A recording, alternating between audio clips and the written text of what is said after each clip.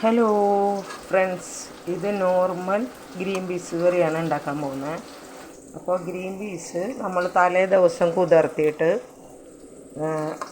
ഒരു 3 അടി അടിച്ചെടുക്കുക. മഞ്ഞൾപ്പൊടി ഉപ്പ് ഇട്ടിട്ട് 3 അടി അടിച്ചെടുത്തതാണിത്. പിന്നെ ചെറിയ ഉള്ളി, കറിവേപ്പില, വെളുത്തുള്ളി, ഇഞ്ചി, പച്ചമുളക്, ഇതാണ് നമ്മൾ മൂപ്പിക്കാൻ പോകുന്നത് കേട്ടോ.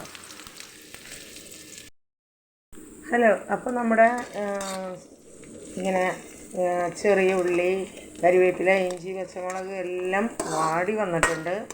നമുക്കിതിലേക്ക് മല്ലിപ്പൊടി, മുളക് പൊടി, ഗരം മസാലയും ഇടാം.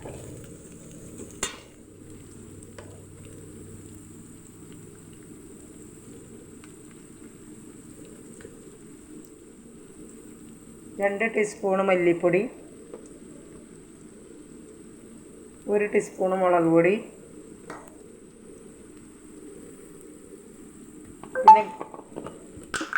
പിന്നെ ഗരം മസാല നമ്മൾ പൊടിച്ചു വെച്ച പൊടിയാണ്. ഗരം മസാല നമ്മൾ പൊടിച്ചു വെച്ച പൊടിയാണ് ഇടണേ. അങ്ങനെ നന്നായിട്ട് മൂപ്പിക്കണം. നന്നായിട്ട് മൂത്ത് വരുമ്പോൾ കറി ഒഴിക്കുക. വേവിച്ച് വെച്ചേക്കണ ഗരം മസാല, വേവിച്ച് വെച്ചേക്കണ നമ്മുടെ ഗ്രീൻ പീസ്,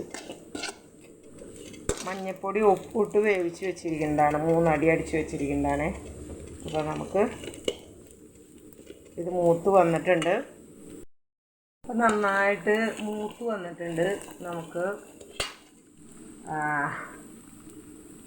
ഇത് ഒഴിക്കാം, വേവിച്ച് വെച്ച ഗ്രീൻ പീസ്. ഇപ്പം നമ്മുടെ ഗ്രീൻ പീസ് കറി സൂപ്പറായിട്ടുണ്ട്.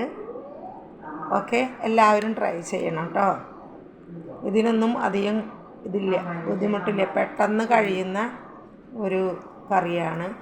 ദോശയും ഗ്രീൻ